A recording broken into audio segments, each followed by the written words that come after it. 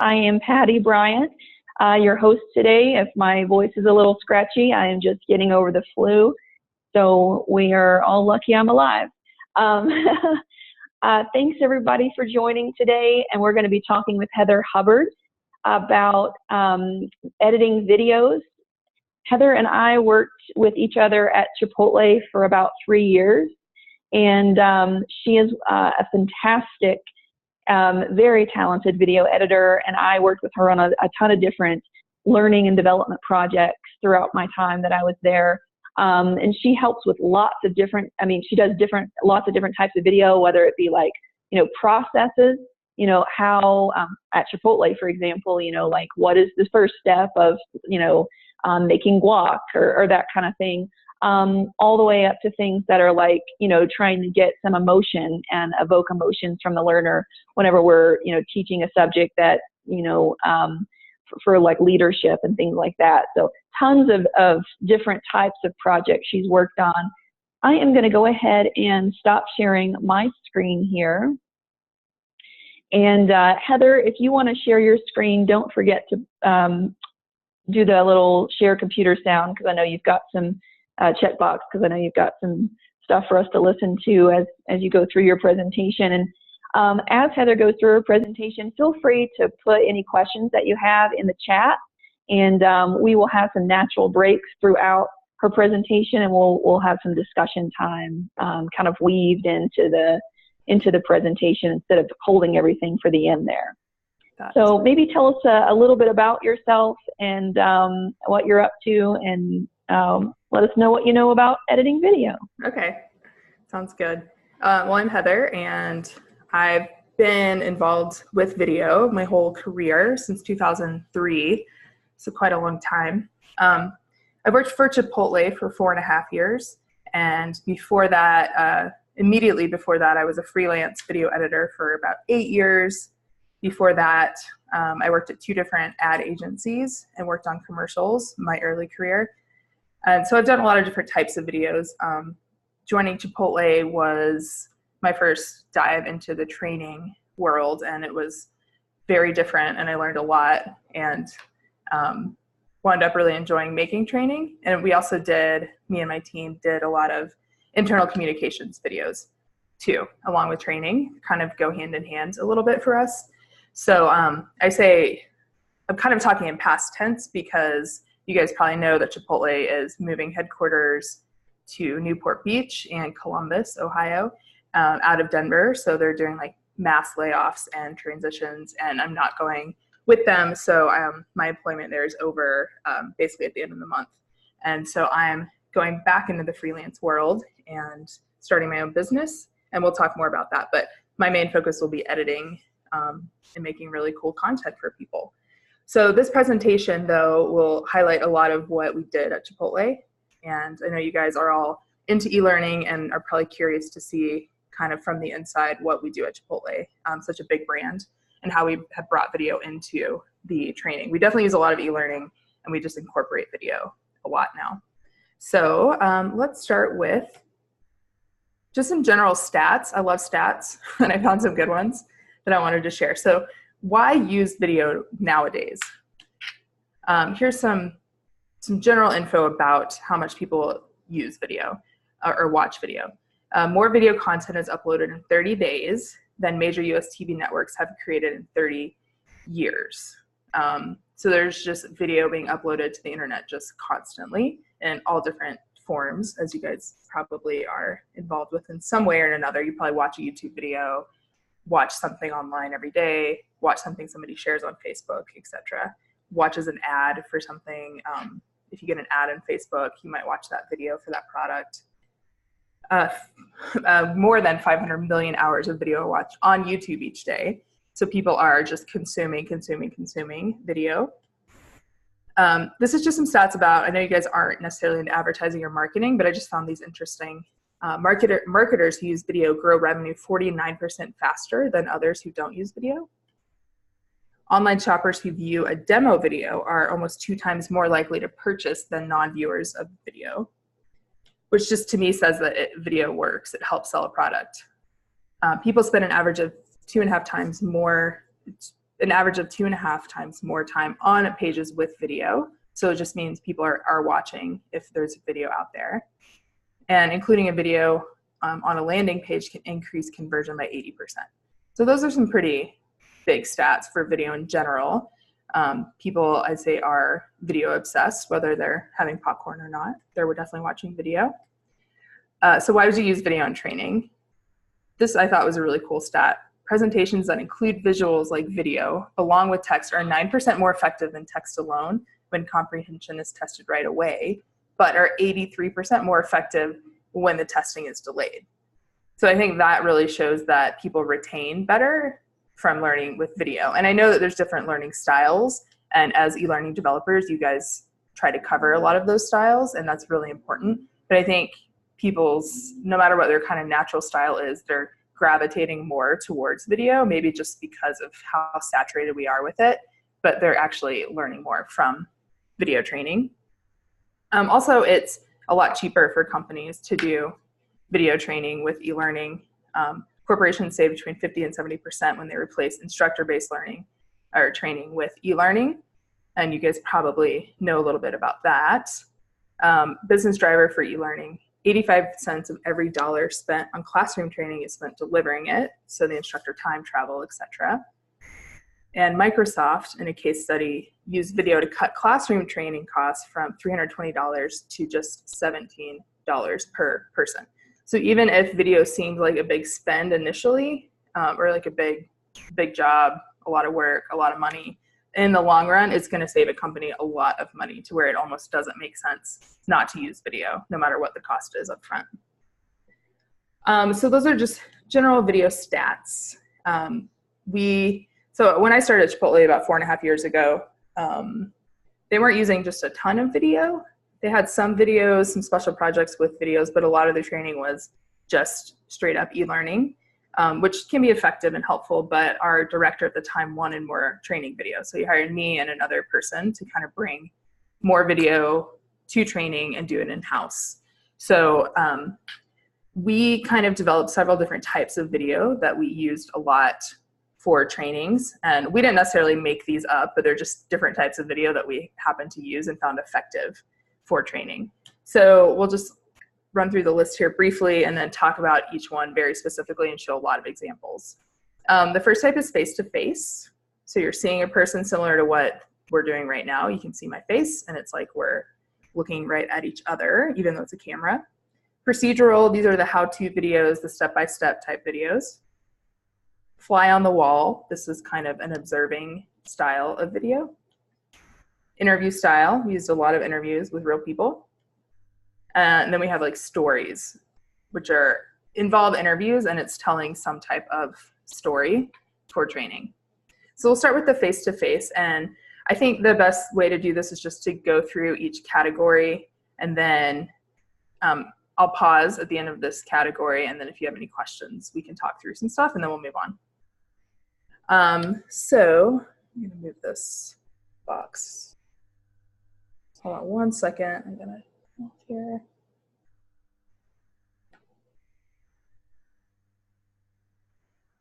Okay. Okay, sorry, giving you a little sneak preview.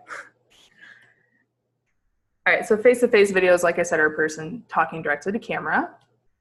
They're usually scripted, so definitely a lot of thought ahead of time.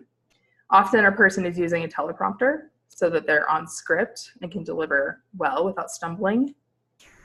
They're generally explaining something specific, and oftentimes we'll add B-roll or graphics, so it's not just the person talking for the entire video. Let's look at some examples here.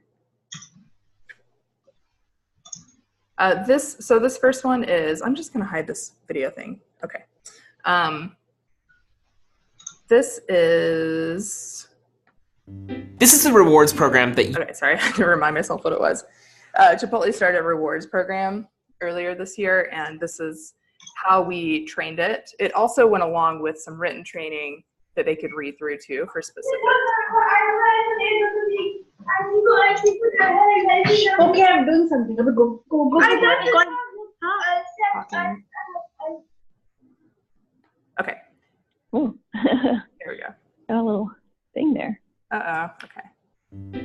rewards program that you and our guests have been waiting for. First off, it's simple, meaning that you don't have to have an advanced physics degree to understand the math behind it. Also, it's all digital. No cards, all phones, all online. It lives right here, inside of the Chipotle app. The program will be unique to Chipotle and will get a lot of press and media attention. Guests might come in and ask about it, and you and your teams need to be ready. Because, as always, we can have the greatest reward program ever that incentivizes people to come back, but if your teams aren't being and looking their best, if they're not being guest obsessed and finding ways to surprise and delight, then people won't have the kind of experience we want to provide. So, in order to give that great experience, you need to be familiar with the program, know how to use the tools, and quickly get people through the line while still getting them their rewards. Let's back up for a second. What exactly... So I'm going to just scroll through some of these here because you don't really need all the detail. You can see we've got the face-to-face and then a lot of graphics throughout, and then we also have some B-roll here. So let's move down a little.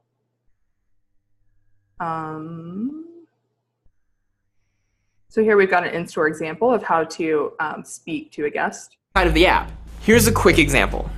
Are you a rewards member yet? No, I don't think so. Cool, it's this new program we have. You can earn points when you buy food to get free food. Everything you need to know is on here. I'm just gonna put it in your bag. Check it out. Thank you. Have a good day. Easy, right? Of course. So he goes on, and this is a two-part thing, so. Training. If people have specific... It's pretty thorough. Like I said, we added some more context to it with more print training. So that's one way to use the face-to-face. This next one is we do a internal communications weekly news show called Chip Link's Video of the Week, and it'll have 2 to 5 topics, and each segment is talking through what somebody needs to know that week. So we'll watch a little bit of this one. Similar style, we've got a teleprompter and a person talking on camera with graphics. Chip Link's Video of the Week. Welcome to the final week of the Throughput competition. This weekend is Cinco de Mayo, and it's the official start of burrito season. That's our busiest time of the year. Now, if you thought that this competition was the playoffs, think again. It was just spring training for the real competition. That's the competition with ourselves to beat our sales plan. That takes off right now, and Throughput increases transactions. Think about it. When you have a reputation that's built... So go through, we see different speakers for each topic. This is the earnings call breakdown. This guy's talking about recruiting. And then we've got some marketing info here. Add on by making the marketing materials a little more clear. Is important with these types of videos, or we found is important, is to add a lot more than just the person talking. So that's why we use a lot of graphics. Hey, Heather there. You might want to pause this because it's talking over top of you. Okay. Perfect. Cool. So yeah, we want to keep people entertained and engaged. So we use a lot of extras when we can, just so the person doesn't have to carry it themselves. And one thing we know for sure is that people these days have short attention spans, as you guys are aware, and you probably yourself have a short attention span.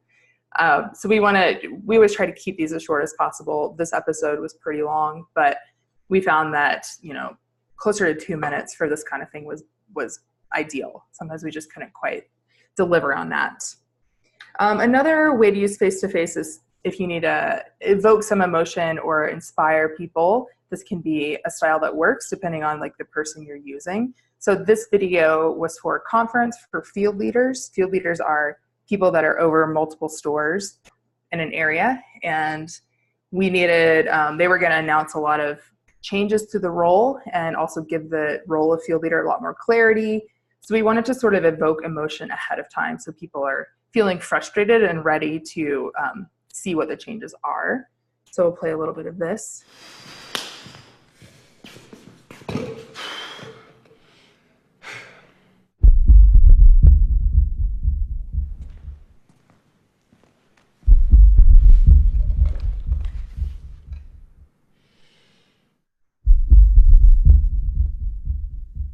It's hard to be good at your job when you don't even know what's expected of you. And it's hard to lead people who don't know what's expected of them. And it's hard to know what your job is when there's not even a job description. Listen, I get it. Happens all the time. Hey, doctor, I got an extreme case of, I don't know what my job is, itis. Am I an auditor? Am I a burrito roller? Am I still looking for themes? Leaders fail when they're not set up for success. My training was 2 months working tortilla. I think I only got promoted because my boss got fired. You get asked to do everything, literally everything. There's so much noise. Fix labor. Okay, that's probably enough of that one. Kind of get the point. But this is, we've used a professional. He's kind of an actor slash, just like has a media presence here in Denver. And he was great. That was all on a teleprompter too. He just delivered very well.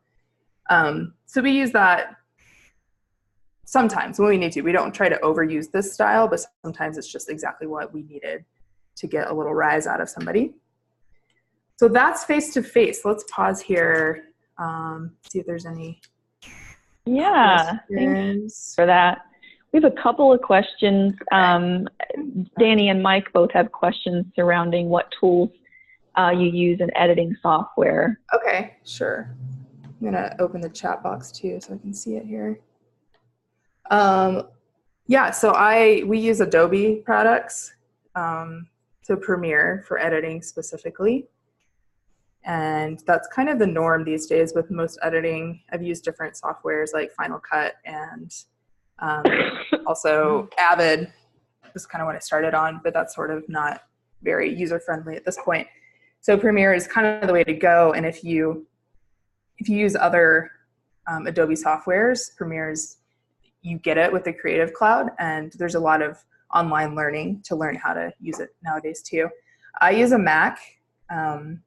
It's also, you can use Premiere on a PC. It's just kind of whatever you prefer is going to be fine. I see there's a question about our studio. We had a green screen studio. It was kind of a big closet that we turned into a studio. So we added lights, painted a wall green, and kind of had a studio camera that was just always set up for us to run in and shoot something. So that was very convenient. It wasn't always like that. We spent some time setting it up, and that became our go-to space for shooting. We also had a teleprompter in there. And then sometimes if we were going out in the field and wanted to use a teleprompter, we had a second one that we would take with us to use. Teleprompters are very, very handy if you've got scripts. Let's see, expensive camera and mic. Yes, both. We used, because of, it's Chipotle and we had a big budget, and our first director of the department just got us a lot of money to use. We had Sony F55s and later got Sony FS5s, which are both very nice professional line cameras. We had a lot of different lenses that we could switch out, which is also wonderful. Our microphones, we had Sennheisers. I don't know which model, but we used a boom mic in the studio. And then anything in the field, we would use lavalier mics most of the time, sometimes a boom mic. But it's kind of easier to just throw a lav on somebody. A lavalier mic is what you would wear on your shirt, and it directly picks up the sound of somebody speaking. So that's what we'd use most often, and that would also cut out background noise pretty well if we were shooting in an open store, which was always hard to navigate because it's so loud in open stores. Heather, what advice would you give for someone that's like, independent, an independent learning professional, like those folks that are on the call right now, mm-hmm. that they don't have like a full-on, like all of these expensive mics and cameras, and but they would like to get a little, some kind of like face-to-face video where maybe they're creating some kind of training, and maybe they want like the CEO to say something. I mean, I think you also have used just like an iPhone or different types of things. So that's all the way at the top end. But can you talk a little bit about how independent folks can get something, maybe not the quality, but maybe the same type of emotional effect or with face-to-face videos? Yeah, for sure. Couple options, which we'll talk about more at the end too. But just briefly now, you could, depending on the budget of your production or your learning, budget, you can hire out a local production company to help you create more professional looking videos like this. Of course, there's tons of them. Also, you can nowadays use your mobile phone, your iPhone, to shoot really good video. And I actually also, on the side, teach a class about that specific topic. Right now, it's just an in-person class. I teach people how to shoot and edit on their phones using an app for editing. And your phone will get you pretty far because they're so good now. The cameras are good. If you learn a few tips and tricks about stability, lighting, you can get a little external mic to throw on. It definitely will get you what you need. And I'm in the process of digitizing that course right now. So I would suggest, and this is more of a call to action at the end, but for everyone to get on my mailing list so that you can find out when the class is released and maybe go through that.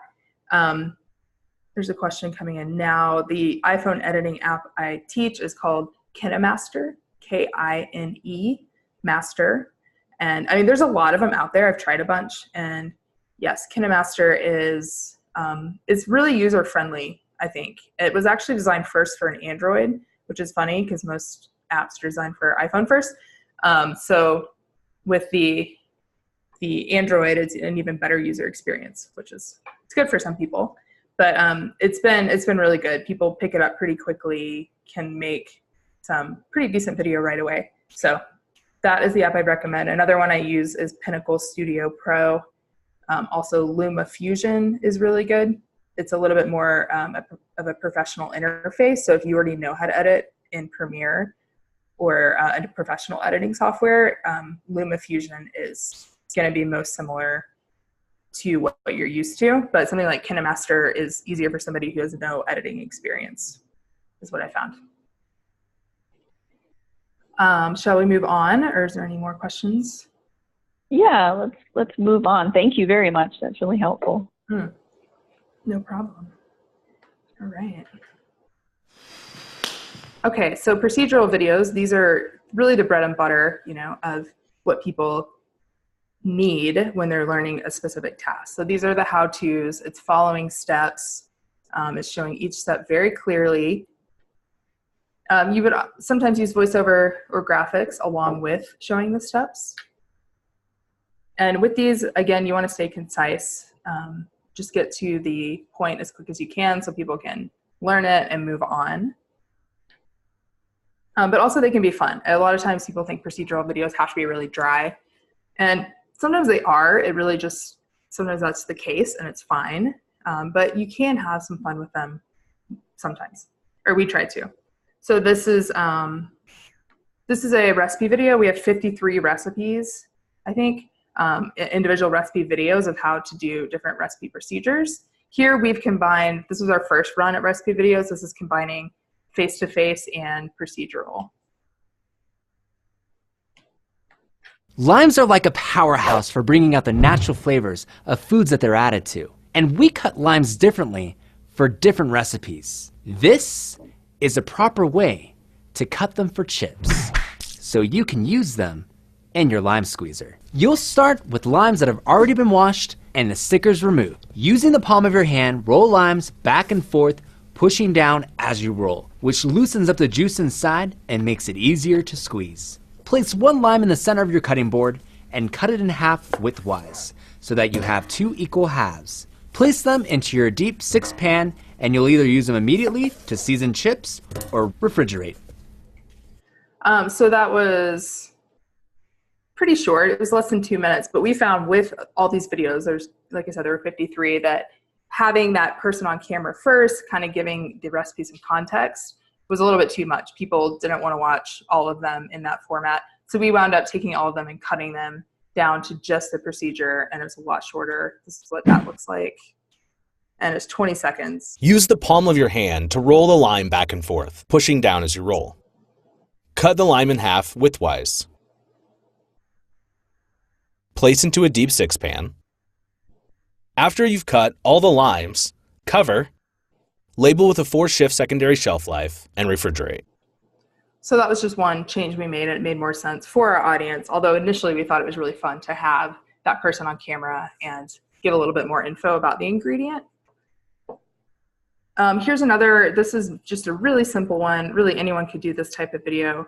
There's no voiceover, no graphics. It's just a camera overhead, just showing the steps of how to set up a fingerprint on the iPad. Because we have iPads in the stores for training, and we needed people to know how to do this, the managers, to be able to unlock the iPad.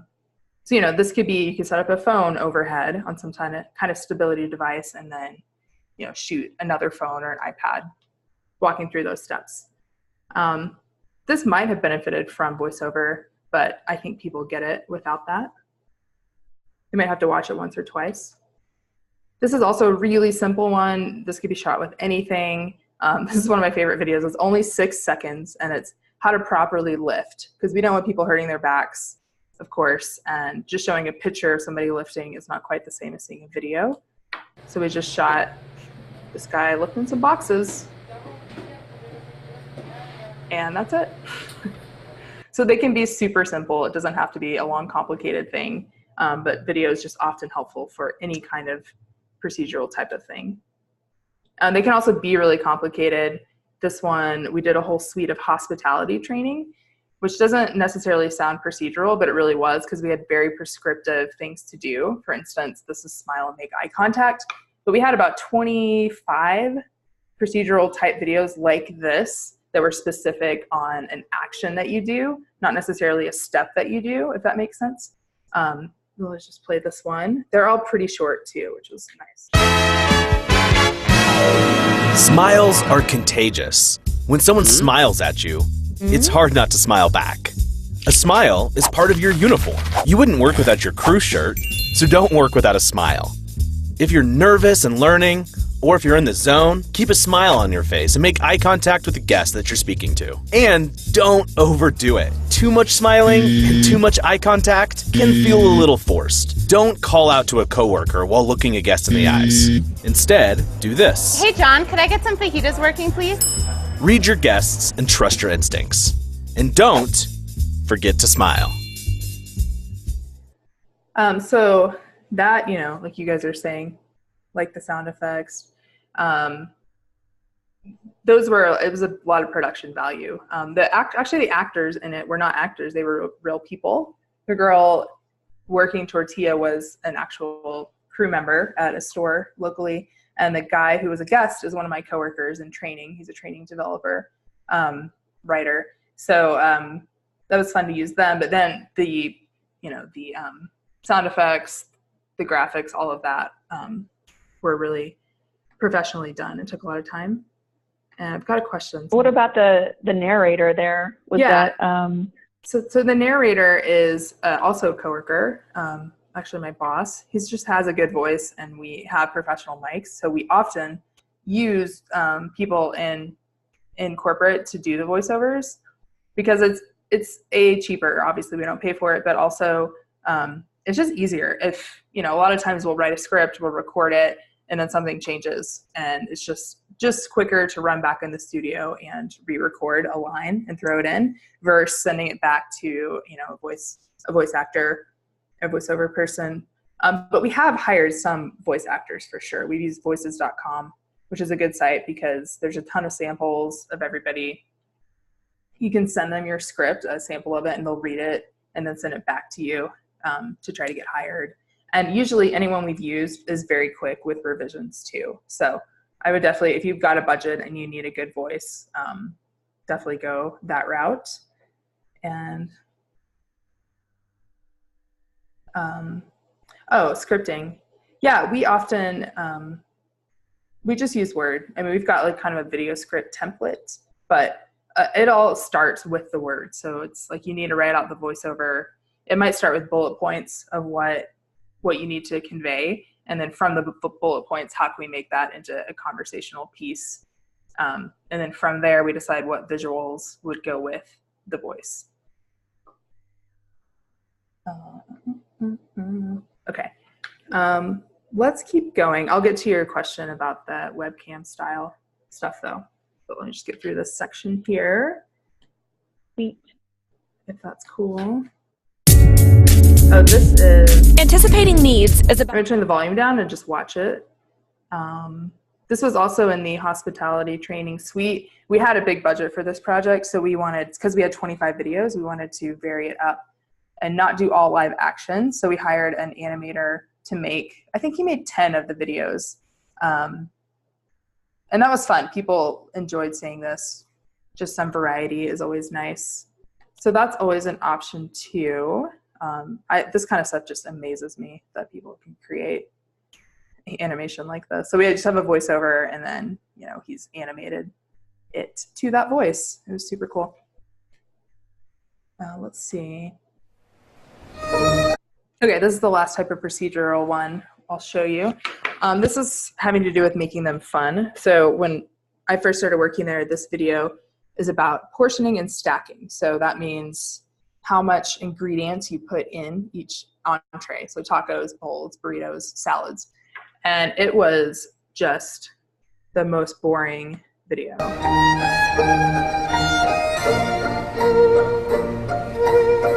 So it's that elevator music the whole time. There's no voiceover. It very slowly goes down the line and shows her putting ingredients into the tacos. And then after she builds it, they went back through and showed it again from 2 angles. So now we still have the elevator music and we're just seeing the exact same thing being built again. It's 15 minutes and I don't think anyone ever in the history of Chipotle watched the entire thing. So we decided this needed to be remade, but it was good footage. It was shot well. You know, we had 2 angles here to work with. So we're like, okay, let's redo this video and make it more watchable. So this is what we did. Crispy corn tacos. Start with a red basket and 3 crispy taco shells. Use your tongs to get 4 ounces of barbacoa and evenly distribute into the 3 taco shells. All right, let's take those taco shells down to the salsa. You're gonna grab a ladle full of tomatillo green chili salsa, which is 2 ounces. And you're gonna put that in the 3 shells. Nice. Add a little bit of shredded cheese. Use a 3-finger pinch, which gets you 1 ounce of cheese. And again, evenly distribute. That is just beautiful. Nice. Let's add some guacamole to these tacos. You're gonna get 4 ounces, and you're gonna evenly distribute that. Smack. Smack. Smack. Smack. Next, we'll add shredded lettuce, 1 ounce. Portion it directly onto the 3 tacos. That looks beautiful. It sure does. I mean, look at that. So, and then we also broke up each entree into separate videos and put them in one e-learning project, but somebody could go through and pick which ingredient to watch and didn't have to sit through that whole 15 minutes of elevator music entree building. And we added those graphics too to show, you know, to say the ounce amount while she was picking up the ingredients. So it's just a fun way to make a procedure video. We thought it was fun. People loved it, loved the change. So it was good feedback for us. Okay, before we move on to the next style, is there any questions about procedures?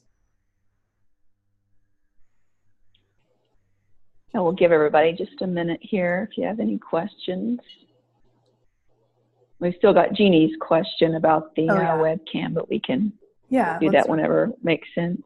And then Mike has a question about if you ever use Adobe Stock. We didn't use Adobe Stock. I think it's a good resource though, and I probably will use it in the future.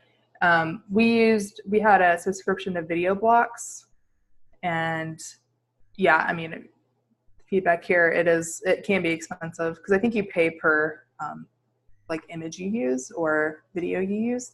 Something like videoblocks.com you pay for a year or something, and then you have access to a bunch of different stock videos and pictures.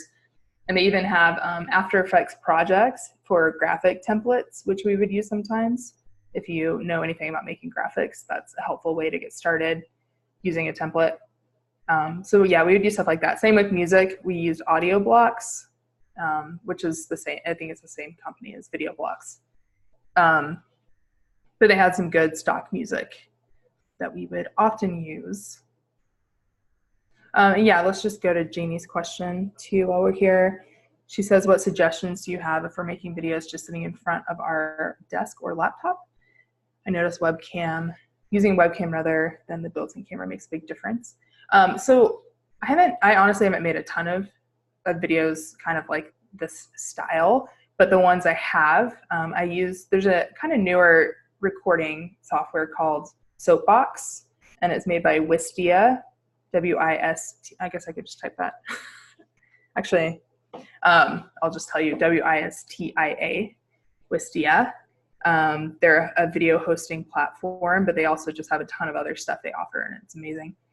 And so Soapbox will record your screen and you, and then after you do the whole recording, you can go back through and kind of edit, tell it when you want to see you and when you want to see the screen, and it looks really good. The only thing that didn't look great to me when I did it was playing video. It looked like it was a little bit laggy on the videos I was playing, but everything else looked really good. I looked good on camera, and the presentation I was doing also looked really good. So that's maybe something to check out. And then background audio, like those sound effects and different things, or music, is there a site that you would recommend? That would be on Audio Blocks. That's what we use. It also has sound effects. So music, sound effects, stingers, which are just like 3 to 6 second little do-do-do kind of a thing if you just need something to start and end a video with. It's got all kinds of stuff like that. And Audio Blocks is just what we use, but there's a lot of other sites that you can use too that have stock music, stock sound effects. Logo stingers, exactly. Okay, shall we move on? Yep, let's keep on a-trucking. All right. And I like all these suggestions people have about the animation type videos. So fly on the wall is a style where the viewer is just observing an interaction or procedure happening. So it's kind of like they're there, but they're watching two people talk about the subject. They're usually unscripted, and you use a subject matter expert so that they can be in their element, explaining whatever the subject is. So I just got a couple examples here. We won't watch all of these, but this is a team director, I believe, which is somebody pretty high up in the field, explaining to a manager how to observe the restaurant better. Another great teaching tool that we have available to us really is it's called the power of observation. And it's not necessarily a tool, but it's an exercise that we do to try to build people's awareness to the details of our restaurant. Bring one of your crew members out, just like I'm talking to you, and have them sit in a chair. Definitely. Okay, now what do you see looking forward? You know, and again, we want you to see not just what you see straight ahead, but knowing that we're responsible from everything from the ceiling. He goes through and just explains the exercise. They kind of do it together. And I know this manager. Who come here, they expect a great experience. Of course. But that's how he naturally was. So he wasn't really playing it up. Amanda, one of the things I want us to really focus on. This is another field leader explaining to a manager how to observe throughput. Throughput is how fast the line moves at Chipotle. So he's just talking to her like he would be, and we're just kind of there filming it. You know, I mean, obviously they know that they're on camera, but they act pretty natural though, regardless. Every time we visit a restaurant is make sure that we're really thinking about the guest experience. Are they delivering excellent throughput? As soon as you walk in a restaurant, you want to make sure you take a snapshot in that moment because that's what the guest is getting. You want to do a live throughput audit on the MicroStrategy app. So we're going to go in and we're going to find the restaurant and just pull it up. And cool, it's right there. So they go through the app stuff, and then as they're observing, he's explaining, you know, very specific points about what they're looking for. Make sure you're looking at employees engaging, eye contact, are they pulling the customer down? And you know what they're really doing a really great job of? Focus to see they all have one customer in front of them. There's not one customer back here waiting and their food's at the Salsa Station Expo. They're doing a really amazing job of making sure they're just focused on the customer in front of them. You know, and that's. So this one's a little long, but it worked for what we needed at that time. I think that's all I have for fly on the wall type videos because I think it makes sense pretty quickly. And I'll just get to that question that's there. Do you ever just record someone for a long period so it's authentic and just use needed parts? Yes, 100%. One thing about this type of video and also interviews and stories, which we'll get to next, is that it takes a lot of post work with this type of stuff because you're just having someone talk. They're not scripted. That means they're going to be saying things that you don't want to use in your final product. So it's a lot of editing. Whereas something that's scripted takes more pre-production work. But then once you get to production and post-production, it's a bit quicker. It's a lot easier.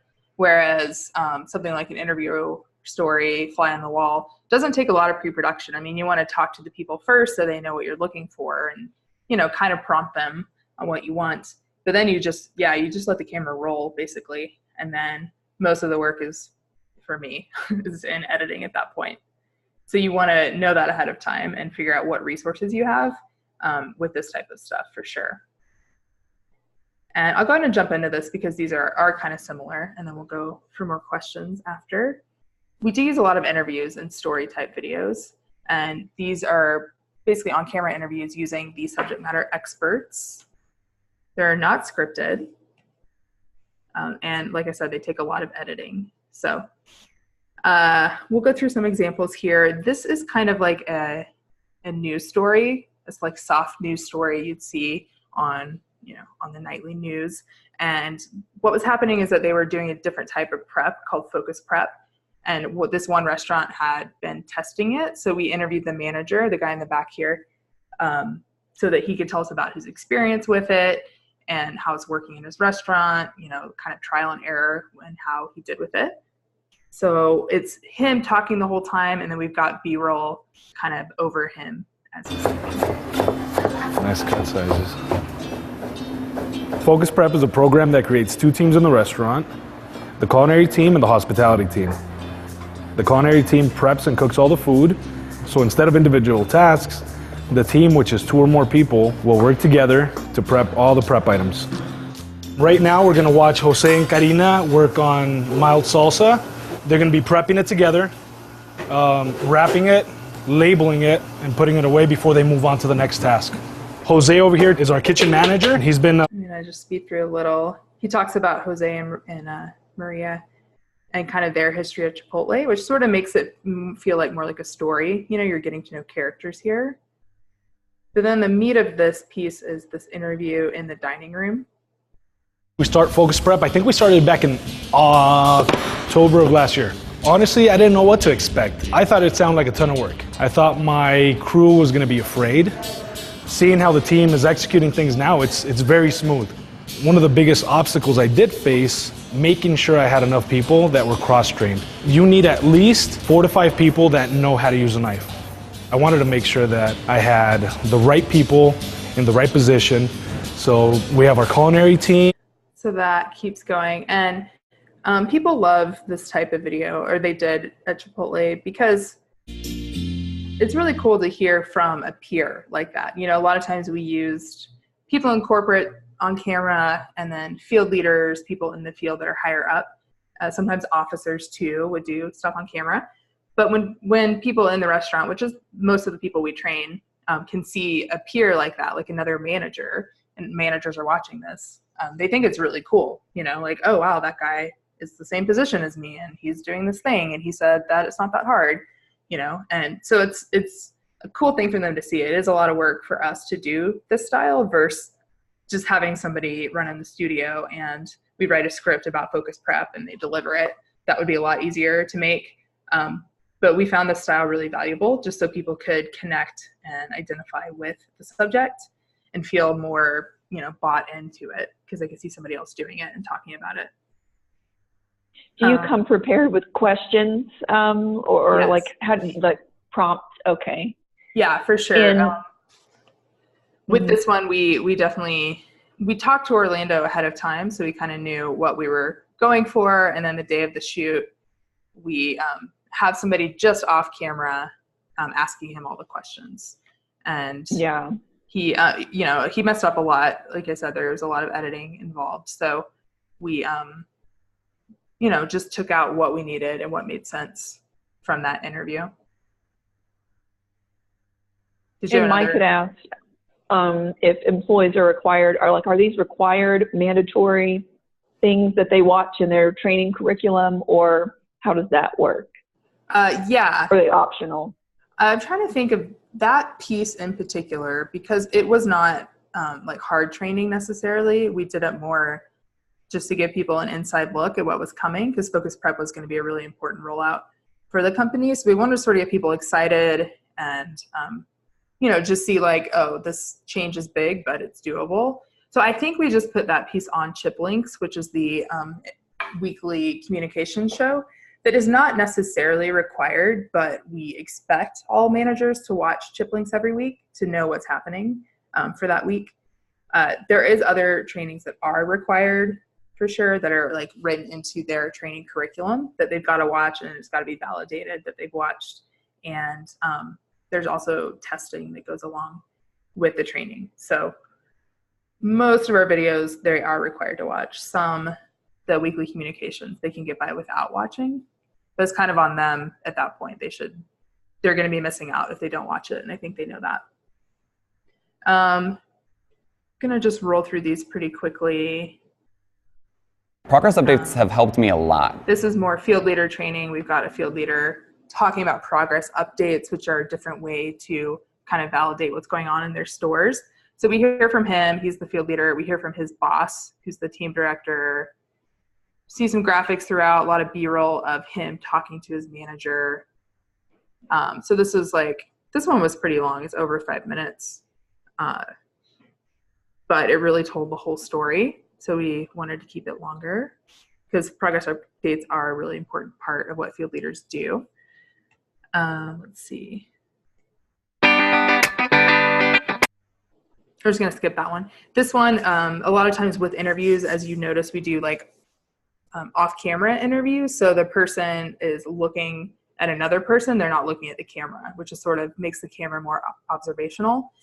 But you don't have to do that. You can do on-camera, two-camera interviews. And this is one that tells a good story. This partnership. It's about this guy's journey. In Chipotle, he was a restaurateur, and then he became a field leader. But I'll just play a little bit of it so you can see what I mean by it being a story. Juan Uribe. I'm 24 years old. I met Juan in 2012. At the time, he just was working in tortilla station. He came in from Colombia. He had a lot of potential at that time. I see that he can be a bright future leader for Chipotle. I was being a GM for like a year, pretty much. I was struggling a lot. I was trying to help him, but also in my part too, I didn't understand what's going on. So this goes on, and we hear from basically 4 different people throughout, and they're all being interviewed about Juan, telling his story, and then we cut it together to make his story make sense logically. But it's just cool to hear different voices, and then also see Juan, the main character. And it's very story arc-ish in that he started with struggling, and then they talk about how they worked with him, what they did, some examples of how they helped him. And at the end, they talk about how great he's doing now, how he's advanced in the company, et cetera, et cetera. So that was something different. Again, people like seeing their peers, so we got a lot of good feedback on this one. It took a lot of work. That was a lot of editing between those 4 people, listening to their entire interviews and then making them make sense. It was a lot of work, but it wound up, I think it turned out pretty well. I'll pause here for a question about Jerson. Jerson? Yeah, Jerson. Mm-hmm. Everyone can read these questions, right? I don't need to read them. Everyone. Yeah. So to read there.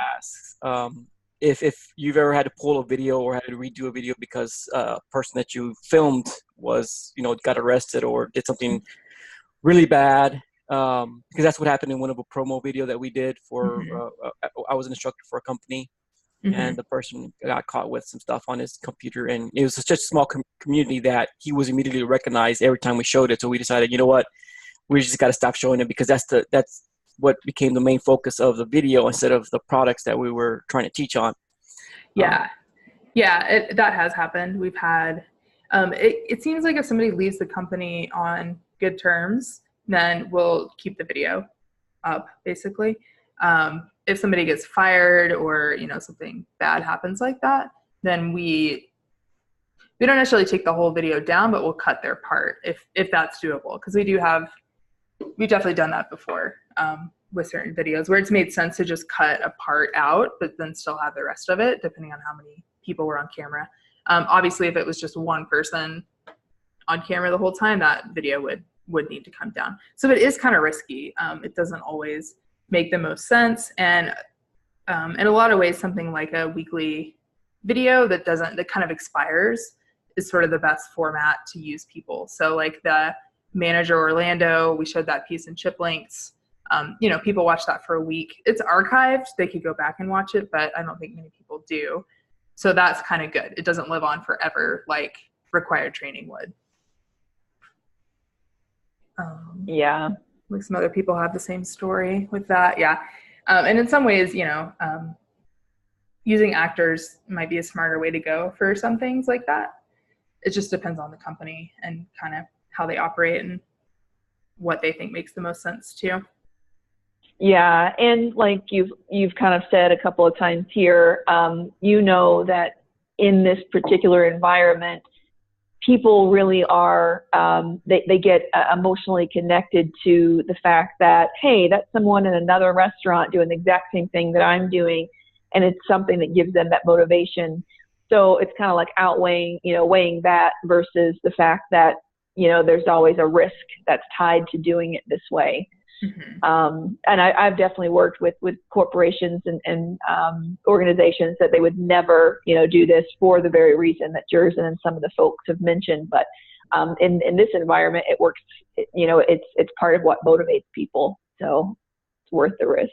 Yeah, definitely. And then Jerson has a question here. Do you write the script so that if a CEO is speaking, it isn't integrated too much with the rest of the video so he can get cut out or replaced? So like when you're scripting, do you think about those things, or is it just like later on you go back, it's really heavy lifting in the editing?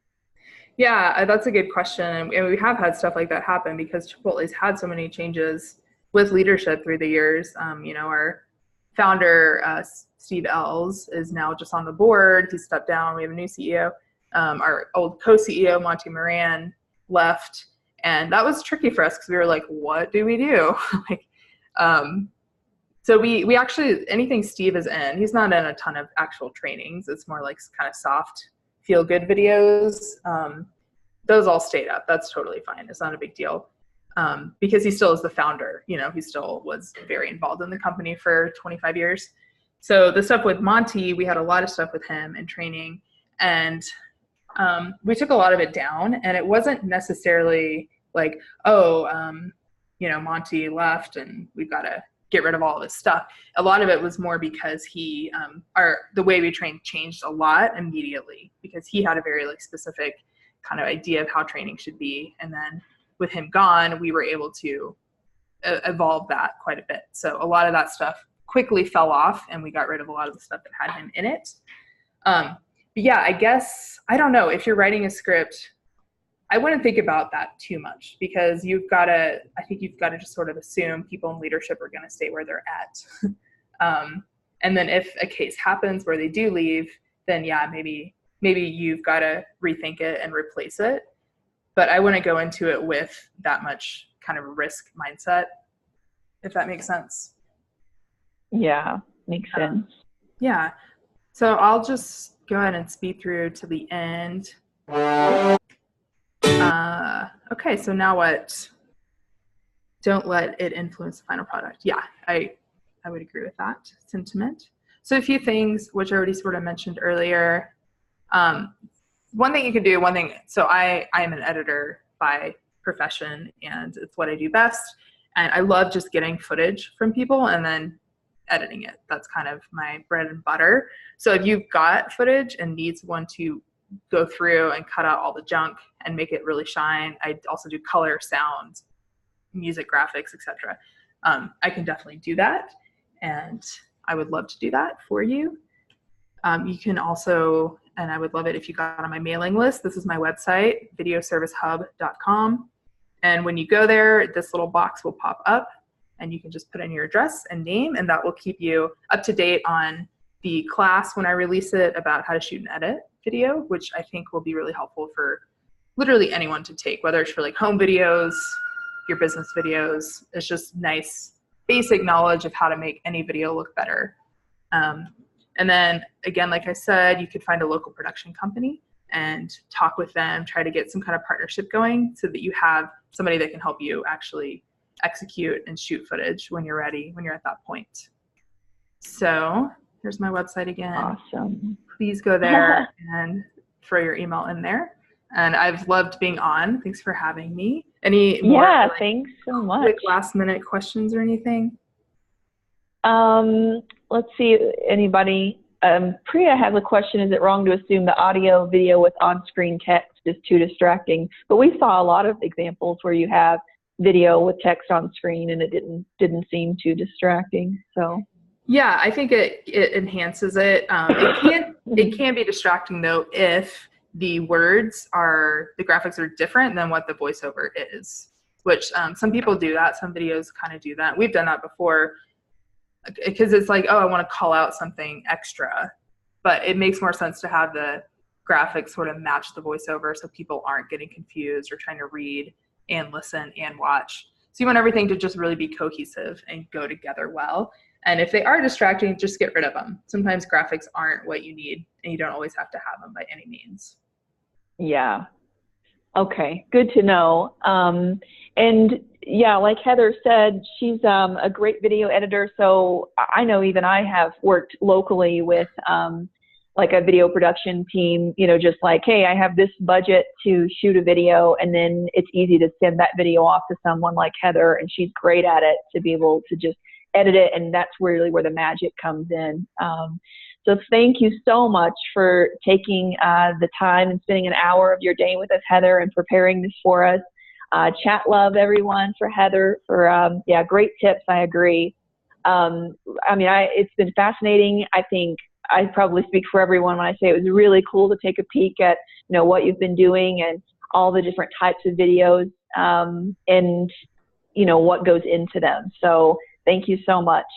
We really appreciate it. Thank you for having me, and hope everybody has a great day and weekend. And I would love to hear from anybody. Yeah, make sure and go to her website, sign up for the mailing list, contact her. Have a great rest of the month, you guys. This is our last session for the year, actually. So I'll see everybody on Slack. If you need anything, we're all on Slack and we can help you out, so you're not by yourself. But we won't be having the third, Thursday meeting this month, just because a lot of people are going to be out of the office. So have a great rest of the year. Happy holidays. Bye. See you guys later. Bye, Heather. Thanks again.